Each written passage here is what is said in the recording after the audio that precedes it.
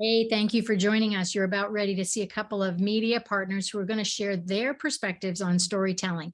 Why are they in media? Why did they create their platforms to share stories? How are their stories making a difference? And what they're going to do and how they're going to level up to continue to share others' experiences, their perspectives, their true, authentic, transparent life experiences with as big of a platform as possible so that we can continue to connect human beings and we can continue to find one love if possible, agree to disagree. So hang tight, you're going to meet some of our media partners. Hey, you guys, welcome. And I've got two of my media partners here, but more importantly, I have two people here that really understand storytelling. And so most of the time we sit on the other side of the mic. Today I have them on that side of the mic. So super excited. I want to go ahead and introduce these guys. I've known them for a couple of years, so I'm not just picking anybody out of the trash. That's not even a good word. Okay, Dennis Pitocco is the founder and CEO and reimaginator of 360 Nation. Lots of 360s. He has Hope Fest 360 and Bucket Fest 360 and Good Works 360. But the point is he operates a dedicated platform it's a global platform, global winning platform for reaching across the world to capture, produce, and deliver positive and uplifting messages. And he's also been a contributing author in several best-selling books. So that's really exciting. Welcome, Dennis. Thanks for having me here, Peggy. What a great way to have a Memorial Day discussion. Oh, I love that. Yes. Happy Memorial Day to everybody and all those soldiers that help keep us free. It's really leads into, thank you, Win the Wellness War, which is the title of this second book of the All Things Wellness series that's going to launch on Flag Day. So it all makes sense for us.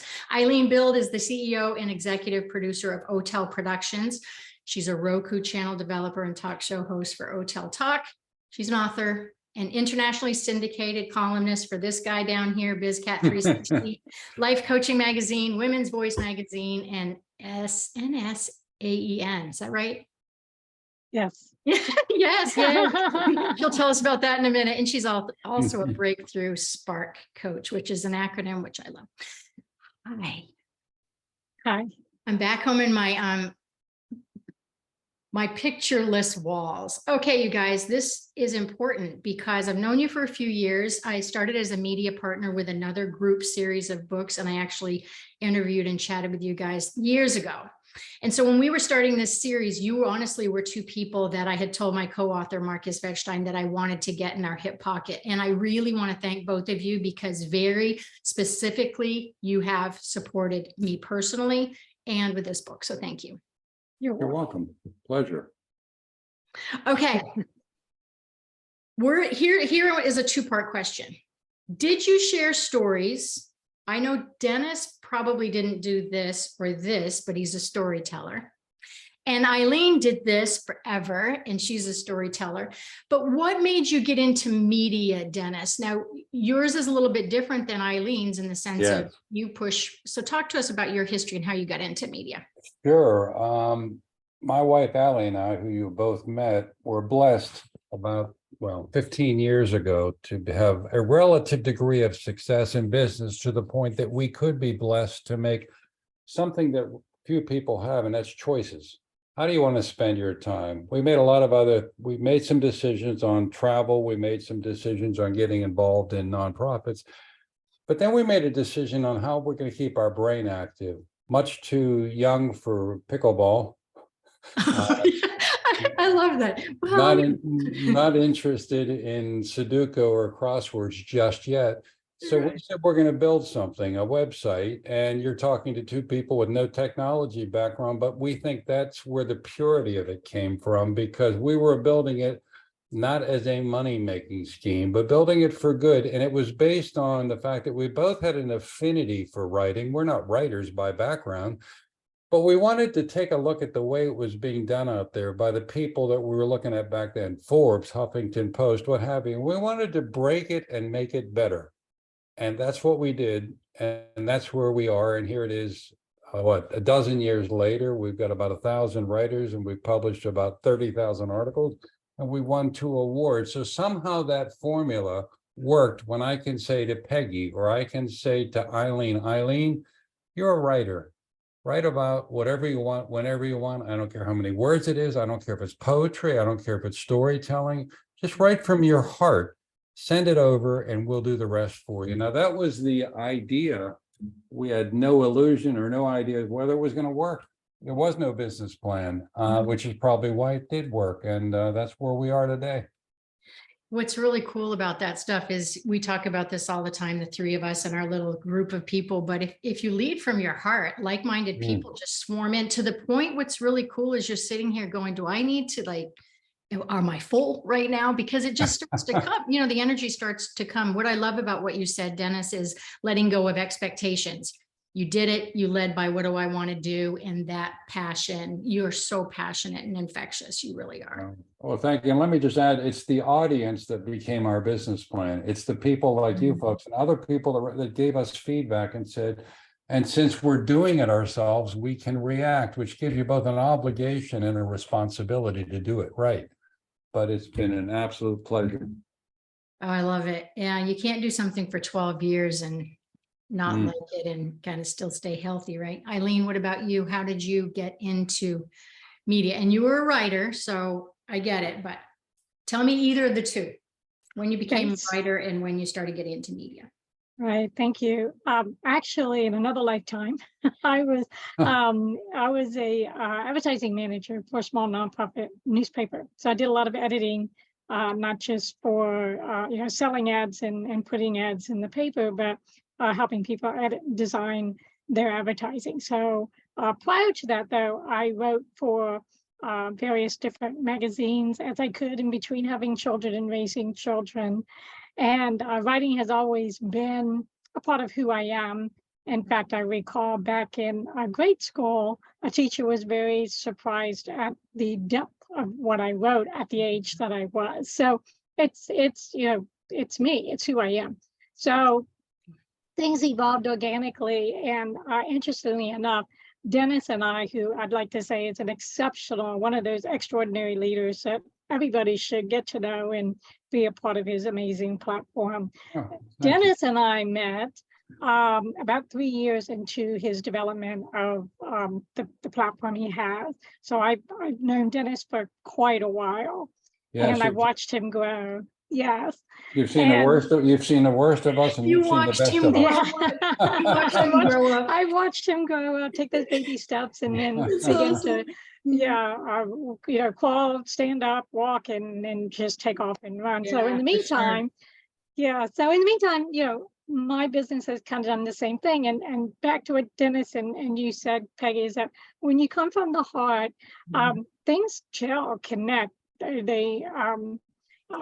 You meet people and you have opportunities that grow with you and you grow with them. So as Dennis was growing, as you were growing, as I continued to grow, we all kind of come together in that weaving of one unit that has all these different pieces and parts. And so that's how Ordinary to Extraordinary Life has grown. And COVID caused Hotel Universe to become a reality, because everything we did went away with COVID, and we were like, okay, we've got to keep going. So we went online and developed the Roku channel, and then from there we have just doors opening and opportunities and collaborations. So it's been really great. And my whole life, people have always opened up to tell me stories. I've never told someone this, but I really like to share that. So this is what I want to share with you.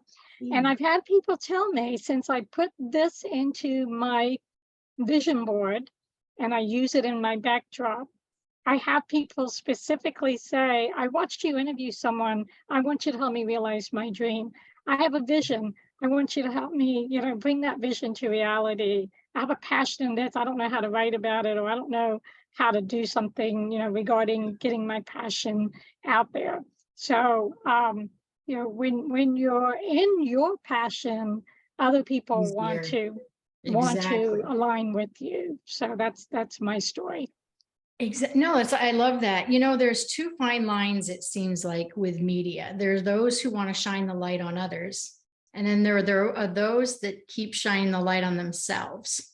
Yeah. Right. And it's a very fine line, you know, when you're in radio or TV and you're talking about your book or your song or your family. I mean, that's a fine line in media to be able to do that. Dennis, that's his whole business, is shining the light on others. I would say this, and this could be incorrect, so correct me, but he's kind of like the behind the scenes infrastructure, build the, you know, the studs kind of guy to me. I don't think you want to be a radio show host anytime soon, do you? Yeah.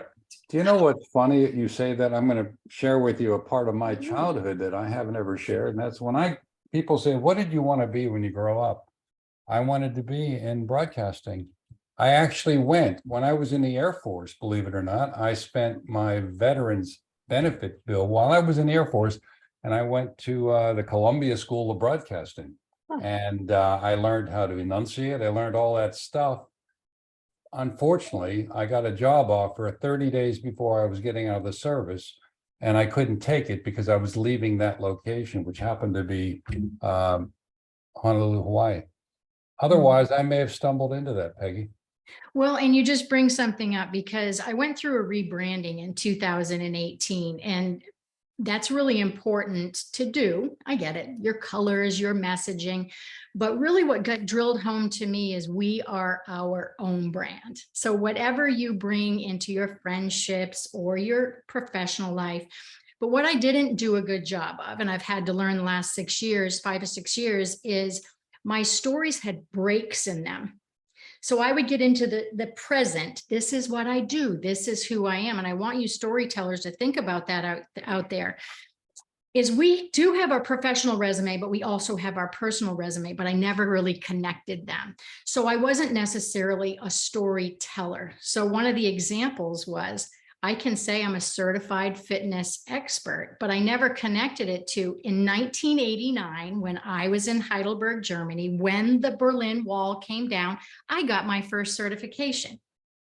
You know, I never thought to do that. Well, what that does is somebody else reading something is like, oh, I was there. How long were you there? You were in, you know, like Dennis, you guys just said two different things that you may not have thought about that are stories. Dennis could write a whole entire story about how he went into, you know, he was in the military. I did not. I'm sorry, know that you even had a military background. Well, I also wanted to be a fireman like everybody else, but I stuck with media. Well, you know, and those two things are such servicey things, and you ended up in a career that was kind of behind a desk. You're right. You're right. Doing a disservice to the world. And there you sit behind a beautiful desk in background. That's awesome. So how do you shine the light on others when you are interviewing them, Eileen? How do you, I know sometimes guests come to you, and sometimes we might want to focus on something else and go seek them, but how do you pull stuff and information out of them as a media person? That's a great question. And I'll say I've had people cry on my show. I have people tell me, no one's ever asked me that before. I've had people say, well, that's a different perspective. I haven't thought about that. So my platform for Hotel Talk. Oh, tell me about your story, right? That's why. Never knew that. Yeah. So Hotel stands for Ordinate Extraordinary Life. And there you go. I found it, you guys. I unpacked. And so when I talk with anyone, no matter if it's a CEO, a musician, an author, a writer, anyone, I want to know who they are, what's behind, where they come from, why they do what they do, what they plan to do in the future. And a lot of times, when someone comes on my show, they don't think about these deeper questions until I start to draw that out of them. And I get a lot of thank yous. I get a lot of thank yous for helping them to do that deep dive because it allows them to see the value of what they have written Yeah. or what their story is about. I love that. As a media person, and I've only been doing like radio shows and stuff in Frontline like this since 2017-ish or something like that. It's different than speaking. It's different than all of those types of things, or emceeing. But I want to challenge anybody who's in media out there to interject some of those, because it's conversation, right? Like right now we're having a coffee talk conversation. It's cyclical. It goes to you, it bounces to me. And many times in media, I want you guys who are being interviewed or working for people like Dennis is to think about, you are the customer. You represent yourself. You need to share your voice, your opinions, obviously in a professional manner, or sometimes not. But I would challenge both of you to consider once in a while when you have a radio show is to like pre-tape your own messaging, to say, hey, by the way, let's catch up. This is what I'm doing. This is what I love. Because when people watch that, they get, and with Dennis is writing some pieces of his own visions and things, projects that are coming up, and, getting more involved that way than just getting behind the mic.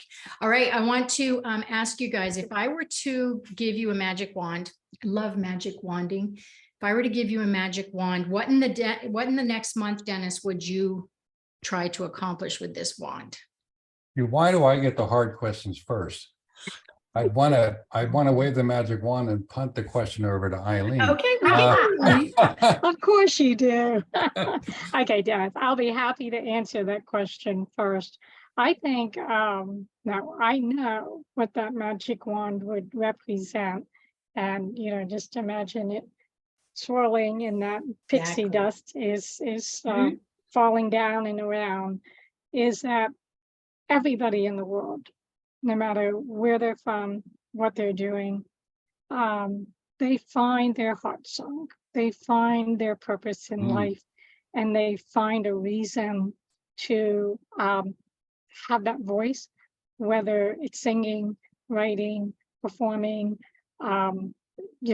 helping others, because I think we need to reconnect. We need to find a reason to hold hands with another person, to listen for the other person, to help someone to feel heard, valued, and understood. Yeah. Heard, valued, and Powerful, understood. powerful. Amen to that. Dennis, magic wand. Yeah, Not the gavel, the magic wand. No, thank you for that, Eileen, because wow, you've inspired. There's a quote that I've embraced for a lot of years, and it's by Rumi, and it says, the privilege of a lifetime is becoming who you truly are. And boy, it kind of tails into why I say, if more people could discover who they are and being willing to break through all that negativity, all that darkness out there. How do you do that? You do that with good heart-based storytelling, because that just opens up so many other doors. And we struggle with that. We talk about us being 360 Nation and rediscovering humanity. It's been a bumpy road. It's been a bumpy road because what are we up against? We're up against the darkness, the negativity, the isolation. Now we think we've got a bag of tricks that can help pull people out of it. But they've got to come to grips with who they are. Yeah. And I think a lot of that shifted during the pandemic. We've seen people come forward that frankly I never thought would come forward and want to tell their stories. Why? They had more time on their hands. Then the second reason was they didn't want to go back to what I'll call the robotic life before the pandemic. It gave them enough of a pause to think about, wait a minute, what am I doing? Yeah. Do I want to do it differently? What are other people doing? What can I read that will inspire me to do things differently? It's been remarkable to watch. I know, and when you think about COVID, I just try to ride unicorns and be positive. As much as we all went through what we went through, the positives of it, ever Mm. in history have we Yes. ever seen every country, every human, everything. And so that gives me hope. But we in media have that responsibility to give the megaphone to keep telling those stories, because politics did, the government did, the medical society did. But the positive messages that came out of that, you guys, I think are actually helping this storytelling. However, I think there's something that we need to do, and that's the fact of taking away them feeling judged or that they don't have a Oh, wow. story. Because the main questions when I have people blog for me or want to write for me, I feel like I have to almost preface something and say, you know, you have a story to tell.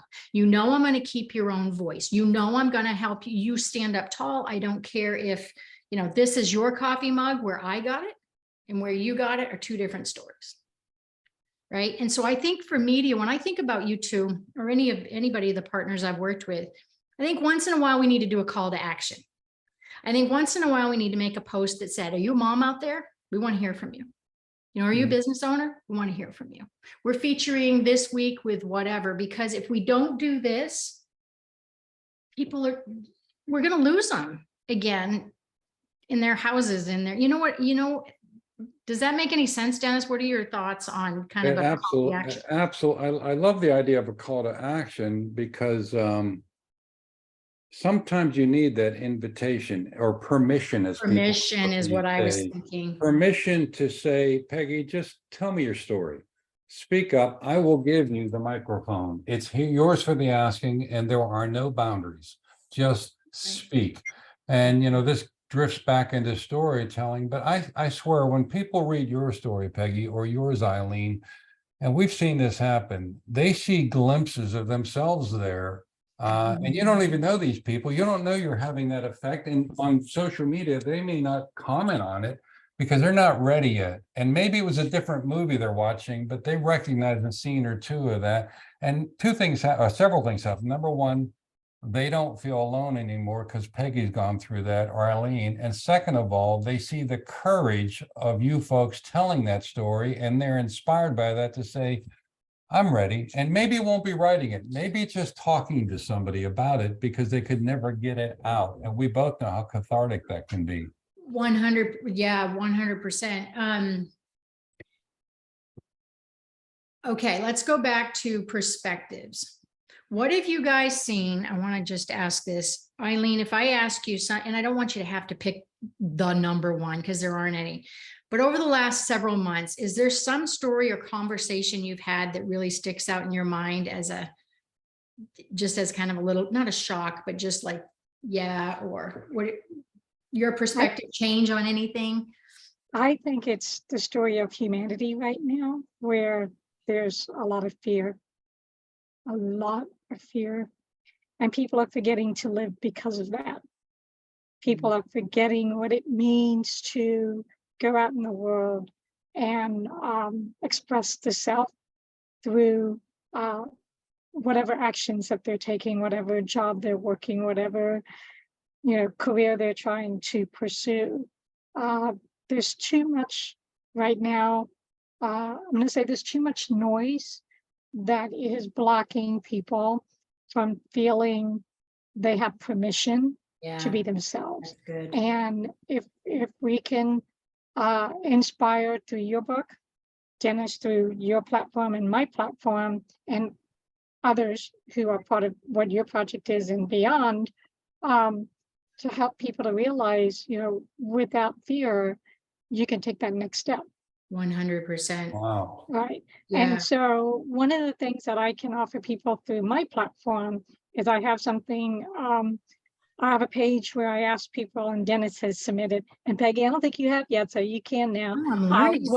What does a universal voice mean to you? Mm. And so you just fill out a simple form, your quote, and then I put a bunch of them into a video, and then I push that video out there.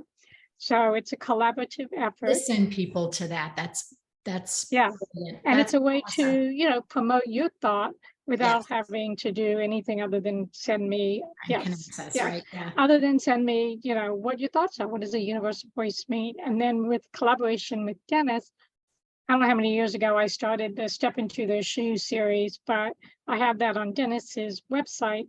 And I do a written interview where I ask people 10 questions. I have them send in, Perfect. their contact information, yada, yada.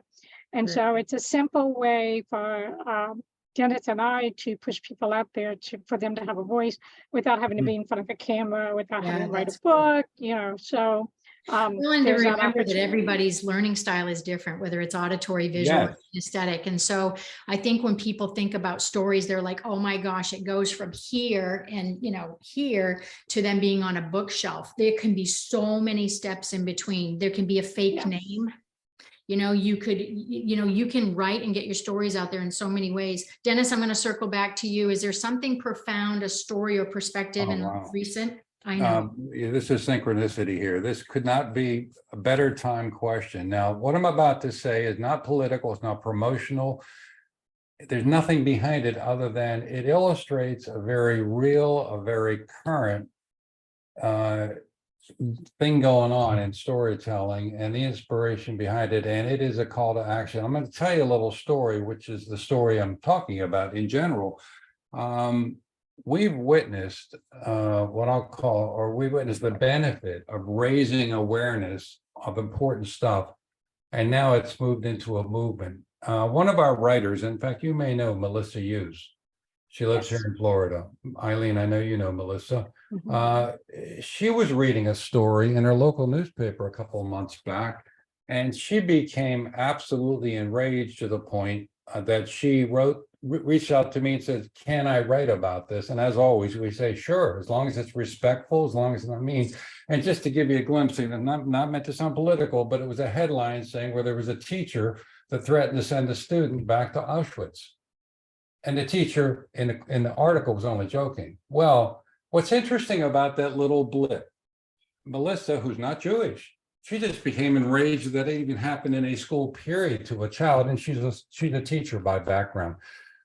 She reached out, she wrote an article, then she started to dig much deeper and educated everyone, including me, as to the degree of what I'll call anti-Semitism across the country and across the world.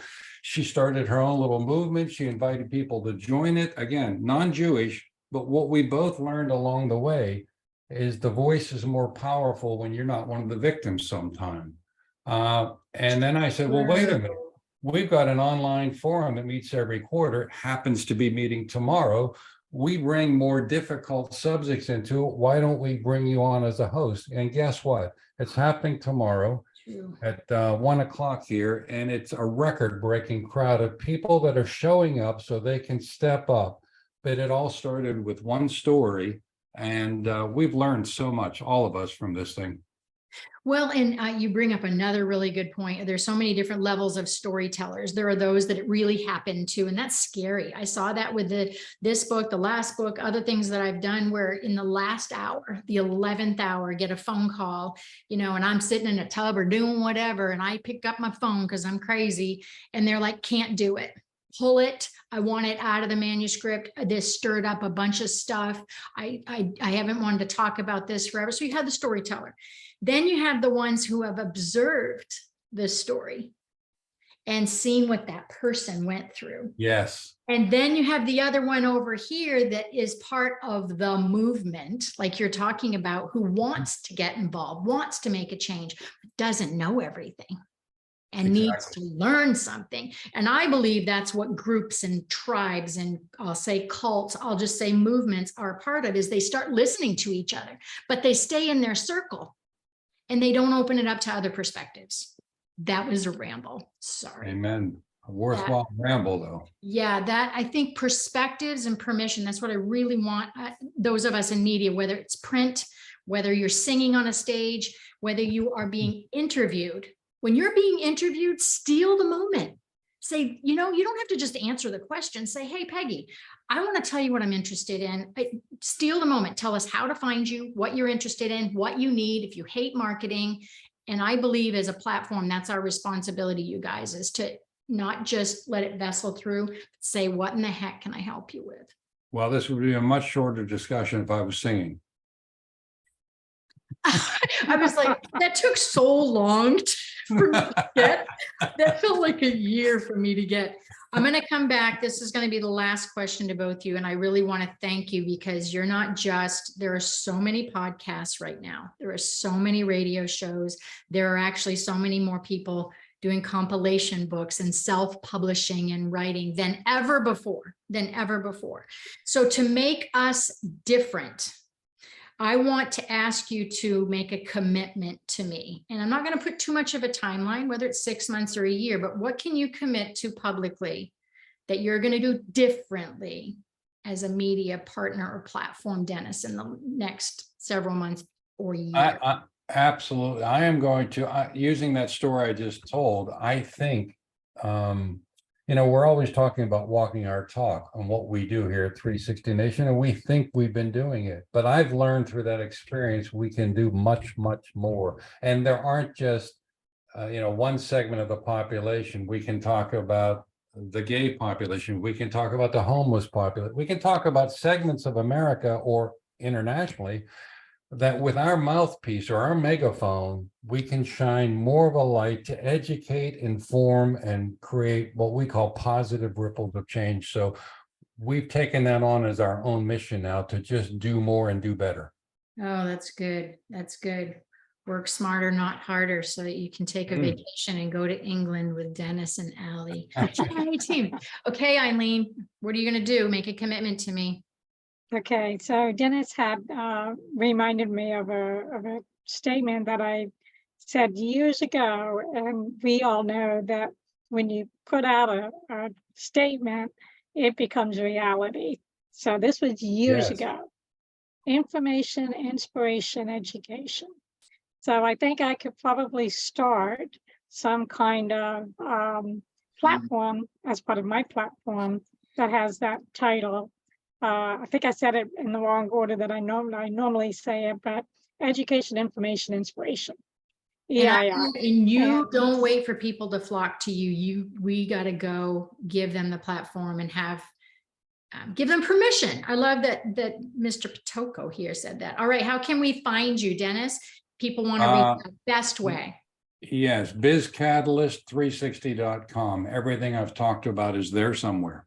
Yes, and I'm going to make sure I put the contact up on the screen. And Eileen, where can people find you? hoteluniverse.com, and that's OTEL universe.com. All right, you guys, I want to thank you. Keep doing what you're doing. And if there's anything that anybody can do, you are responsible. Put something in the comment section or reach out, and I'm going to be watching you. Thank you, Peggy. Okay. All right, you guys, Peggy. I'll talk to you really soon. Okay, bye now. Bye. Bye.